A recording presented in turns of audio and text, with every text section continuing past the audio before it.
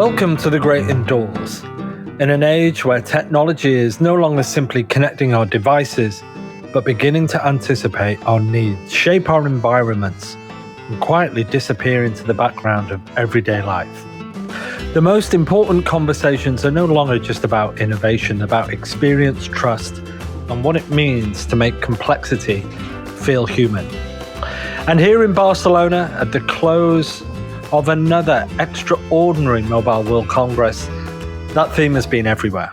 AI agents, intelligent networks, ambient computing, the race to simplify an increasingly fragmented digital world. But beneath all the noise and spectacle, the real story remains the same. How technology can make life feel a little more seamless, a little more intuitive, and perhaps even a little more connected.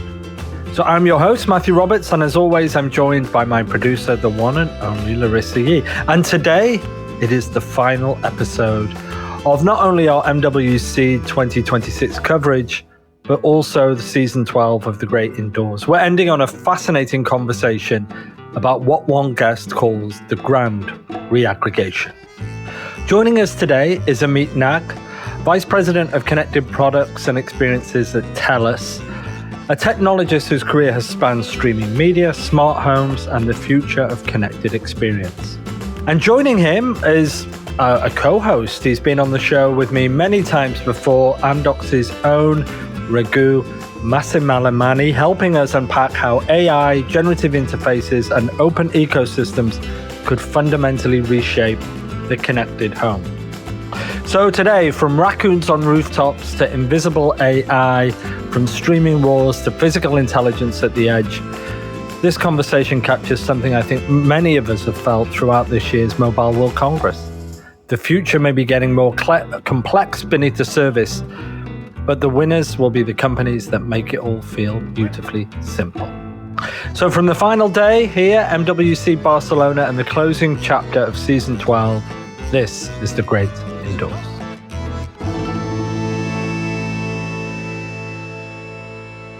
So welcome back to The Great Indoors, Amdocs' #1 podcast here at MWC 2026.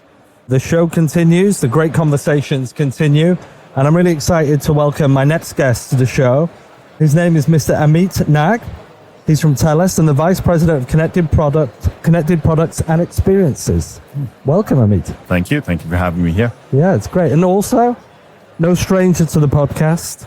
He's going to help me and co-host me. And he's a great guy. Ragu. Thank you, man. Thanks for having me. Yeah. Right, let's get straight into it. Amit, for our listeners, give us a background on yourself, your role. I know we've just had a chat and it sounds fascinating, but for our listeners, a history of yourself, your role, and your role at TELUS, rather. Yeah, thank you. I essentially manage teams at TELUS who build software products, primarily in two areas. First is in entertainment, where we work on what we do in traditional TV as well as in the bundling of streaming, and teams that are building platforms for the future of the smart home and how we create an aggregated smart home. Yeah. I've been here at TELUS for about 5 years working on these kinds of problems. Prior to that, I've been mainly focused in the entertainment space, building what was one of the first virtual MVPDs in the US market, while at PlayStation, and then a decade before that, actually getting media companies ready for their future in streaming. Wow.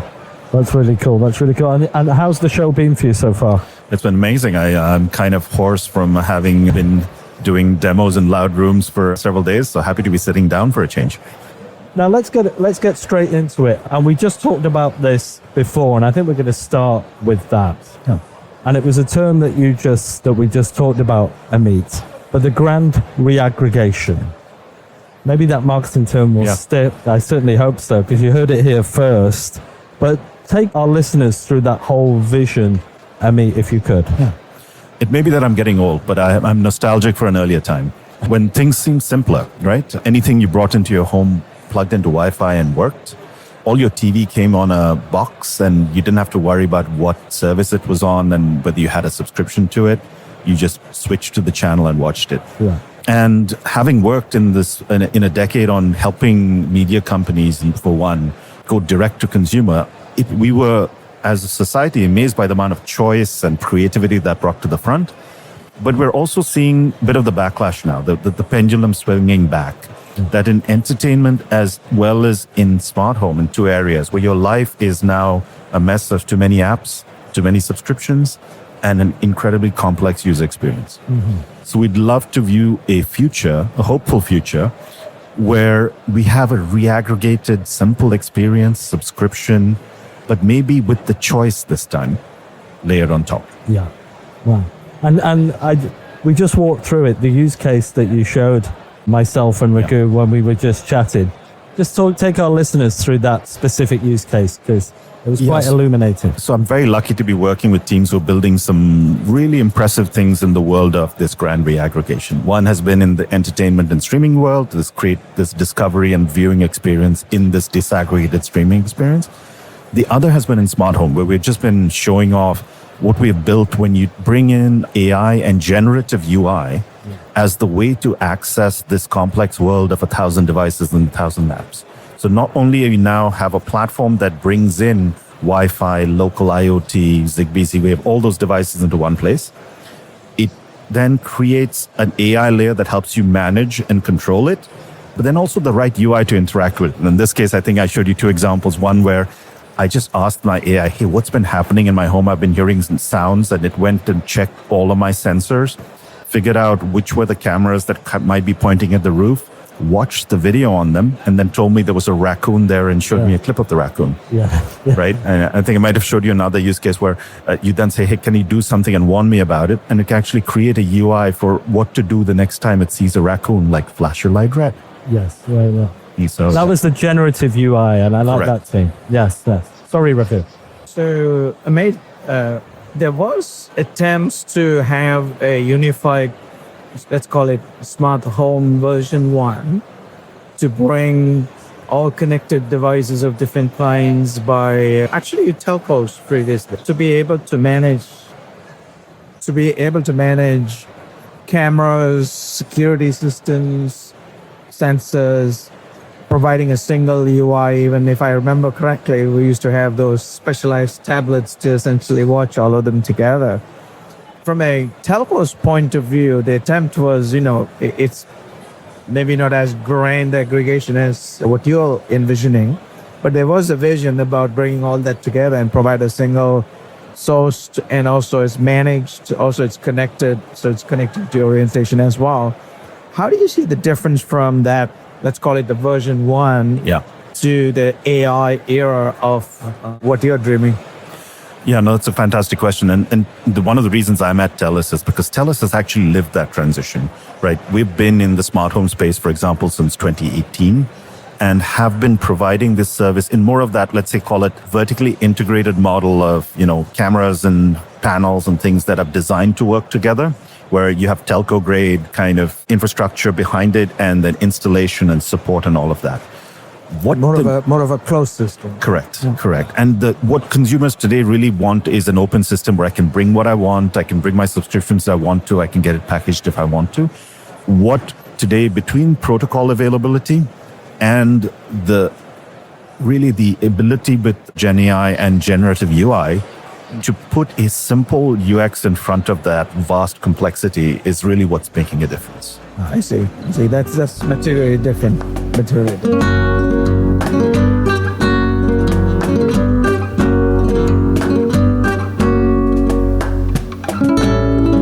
Let's focus a little bit more on the customer experience, because TELUS is really redefining that customer experience, right? In with all of those components. Give us your insights on that, if you could. Probably many different aspects of it, but I would say that the one thing that is pretty universal is in the how different apps and different, let's say, whether in the media world or in the smart home world, can build amazing, deep integration experiences. Like if I want to interact with my camera, Nest probably has a great UX for it. But very often I'm trying to deal with my whole home. My front door is not a camera. It's a camera, it's a porch light, it's a door lock, and a two-way talk button on it. So when I'm trying to open my door, I'm not trying to interact with any one of these apps. I'm trying to create an app that has the camera view from one, the unlock button from the other, and the turn on light from the other, right? Yeah. And so the ability at the aggregator level to create those unique experiences is what makes it special. right? So why TELUS? Why can't a garage company do this? And how do you actually see, the innovation and connecting with TELUS's DNA about as a service provider and also an innovator in the industry? How is it different than having a software provider doing it as a vendor? Yeah. And this is a really good question. And I would approach it from two ways, right? First is, what is the problem we're trying to solve, right? Because smart home devices are at like a 10, 20% penetration rate. What we're trying to see is like, why can't this technology be democratized? And the way that's happened in the past is things like, mobile phones and in-home Wi-Fi have been installed, subsidized, supported by telcos in a way that it's not just your tech-savvy uncle who's done it. Everybody has it. So that's part one of the model. You need that model to kind of get to that 80, 90% pen rate. The other part that you need is the capability, technology, et cetera, which TELUS, I think, uniquely has, but also as a telco, the visibility to not just the IoT piece, which a lot of people have, but also the other half, which is Wi-Fi, your laptops and phones and everything. So telcos are unique and they're like your IT provider for the home. They're wiring up your home. You need someone to help you do that. So those two factors, I think, in terms of business model and the actual physical infrastructure in the home is what enables it. That's perfect. That's a perfect answer. Now let's talk about something. Let's talk about a robust partner ecosystem to enable this entire vision. And I think it was, when you come to a show like this, there could be partners that were never considered or thought about. We didn't even know. Give me your thoughts on that robust ecosystem. Yeah. So again, this kind of thing needs partners in two ways. Like, for this to work, it's an ecosystem play, and player like TELUS is just merely starting the flywheel. For the flywheel to truly take off, the vision has to be understood and bought off on. We have to be an example to show the world as a beacon. This can work. TELUS is showing you an example. But we are looking, for other CSPs globally to follow, because, TELUS can do it, but if you get enough momentum of others following the vision, coming along, that builds the true global, kind of coalition of standards. Yeah. And that also then brings on more and more device partners, OEMs, etc., because that is the virtuous cycle we're trying to start here, right? Yeah. That makes total sense. Now, we talked at the beginning and you talked about your history. What lessons from the past in streaming media can be applied to this scenario? A lot of them, because I think part of the one example I bring up in creating the first virtual MVPD in the US, which required at the time 9 big media companies to all agree for the first time ever to give rights over to this company that had never been in that space to give streaming rights, right? Which was a brand new thing. Now, how did that happen? It took almost 5 years for that to happen, but it required lining up all these partnerships, and no one was ready to go first, but seeing that everybody else was on the threshold, all you needed is one partnership to then just cross the threshold to let the dams open and let the flood of partnerships take off. We are at a similar juncture here where we have seen the first sets of large partnerships on OEM side and then soon on the CSP side come through. And I think that's what you're looking for next. Wonderful. Now, it's been a pretty busy week, Yeah. and I always like to ask my guests about the future and what they speculate.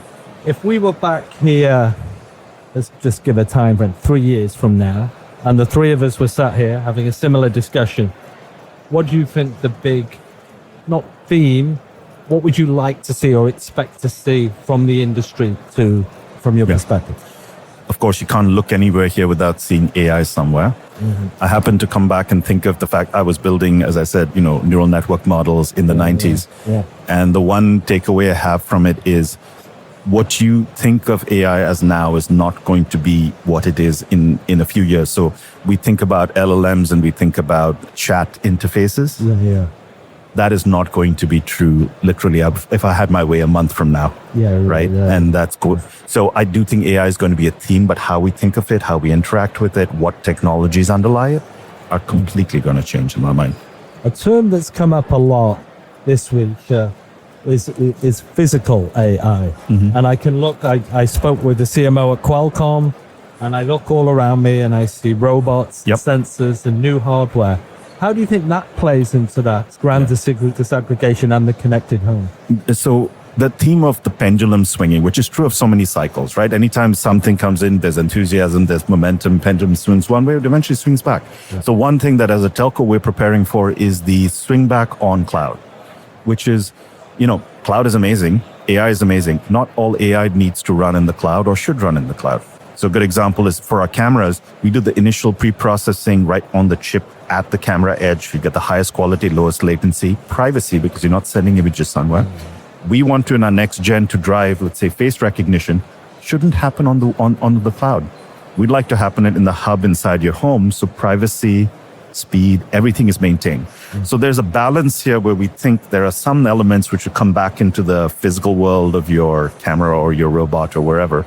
And we've not discovered that yet. That is going to happen. Yeah, I think that's really cool. That's really cool. Yeah. Now we're almost out of time, and Ragu will know this. We always like to bring the show to an end with a bit of fun. Oh yeah. And this is the quick fire round we call TGI to go. And I'm going to basically give you two choices. And you tell me, and I'm going to give the same one to Ragu as well. You're not getting off the hook. All right. And you tell me your preference, and it just helps our listeners understand you a little better, and we leave maybe with a little chuckle. Okay, I'm equally scared and excited. This is the one thing right. we never tell the guests until they come on the show. TGI to go. Question number one. You live in San Francisco. That's right. Yeah? So are you a football guy or a basketball guy? Oh my goodness. I'm a neither, but more basketball. If there was a third option, what would it be? Hiking in the mountains. Okay, that's a nice one. That's a nice one. Yeah. Same question to Ricky. Hockey. Yeah? Down Well, you're Canadian too. Dallas Stars. I live in Dallas.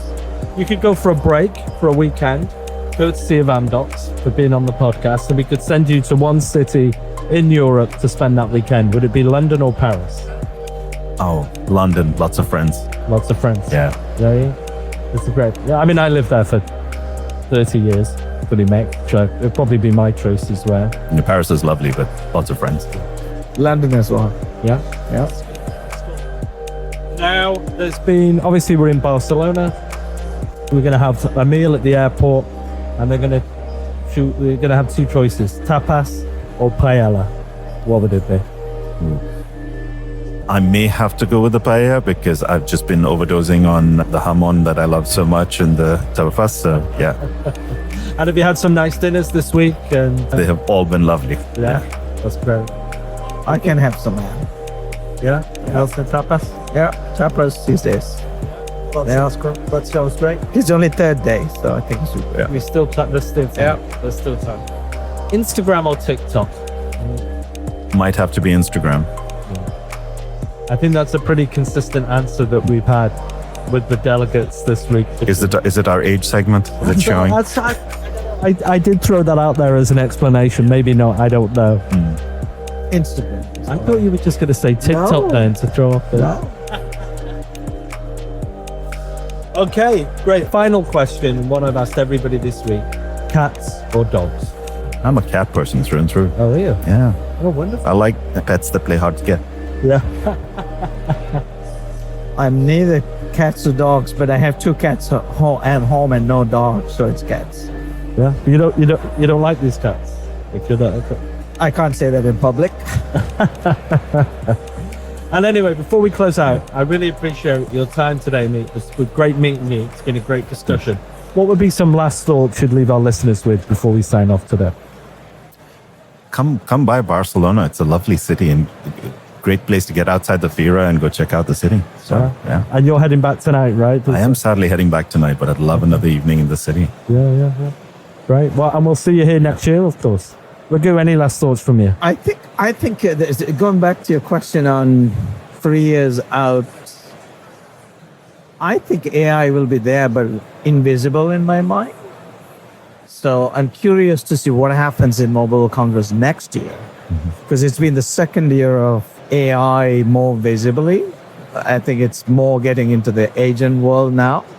I think it would be fascinating to see next year Mobile World Congress. What would it look like from all of the agentic world working together in a way? And I learned a new term. It's not autonomous network.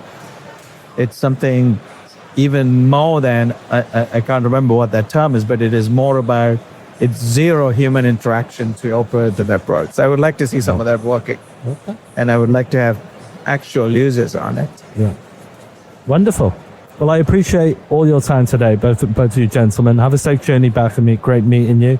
And I'll see you for some tapas later. All right. Thanks, All sir. right. Thank you so much. Thank you very much. Good to have you. So there we have it. Thank you, Ragu. Thank you, Amit.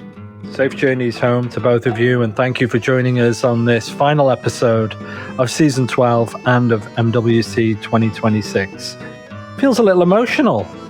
We've done a lot of recording, a lot of conversations, but as all good podcasts, they remain digitally encapsulated for the rest of time and are available on all good podcast outlets and also our webpage for all back episodes, not just from season 12 and this fantastic MWC, but from 6 years ago when the podcast first launched, almost 6 years to the day, believe it or not. So there's a whole plethora of assets, videos, and everything else you would need to become a fully fledged Great Indoors frequent flyer. Amdocs.com/The Great Indoors. So that's it. That's it for now. We will return soon. We're going to take a little break. I hope you enjoyed Season 12, Season 11, and our special edition Adaptive Spirit mini episodes were recorded from Vale. And until then, I shall speak to you soon, maybe in the fall. I'm Matthew Roberts from Amdocs, here in Barcelona for the last time. And have a great day wherever you are.